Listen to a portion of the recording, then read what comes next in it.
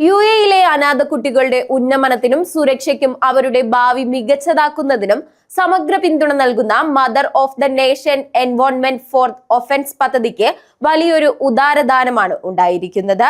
Abu Dhabi ഔഗാഫിന്റെ മേൽനോട്ടത്തിൽ UAE president Sheikh Mohamed bin Zayed Al Nahyan നിർദ്ദേശപ്രകാരം നടപ്പാക്കുന്ന ഈ പദ്ധതിക്ക് ദുബായ് ആസ്ഥാനമായ Lulu Group chairman MA Yusuff Ali 15 കോടി ദിർഹം ഏകദേശം 371 കോടി രൂപയുടെ സംഭാവന നൽകി.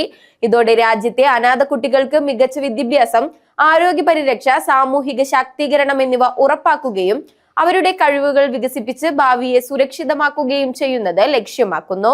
ഇതുവരെ 52 വർഷമായി അബുദാബിയിൽ പ്രവർത്തിക്കുന്ന MA Yusuff Ali Sheikh Mohamed bin സായിദിന്റെ പ്രത്യേക താൽപര്യപ്രകാരം പദ്ധതിയുടെ ഭാഗമാകുന്നതിൽ അഭിമാനം പ്രകടിപ്പിച്ചു. ഇതോടൊപ്പം ദുബായ് ആസ്ഥാനമായ ജംസ് എഡ്യൂക്കേഷൻ സ്ഥാപകൻ സണ്ണി വർക്കി 10 കോടി ദിർഹം, എർസൈദ് ഫിലന്ത്രോപ്പീസ് 10 കോടി ദിർഹം, എമിറേറ്റ്സ് റെഡ് ക്രസന്റ് 5 കോടി ദിർഹം എന്നിവയും സംഭാവനകൾ നൽകി. രാജ്യത്തെ എല്ലാ അനാഥ കുട്ടികൾക്കും സമഗ്ര വിദ്യാഭ്യാസവും ആരോഗ്യ സൗകര്യവും ഉറപ്പാക്കുന്ന പദ്ധതി ദാനധർമ്മം, സഹിഷ്ണുത, മാനവിക മൂല്യങ്ങൾ എന്നിവയിൽ അധിഷ്ഠിതമായ ഒരു സമൂഹം സൃഷ്ടിക്കാനുള്ള ശ്രമത്തിന് വലിയ സംഭാവന നൽകുന്നു.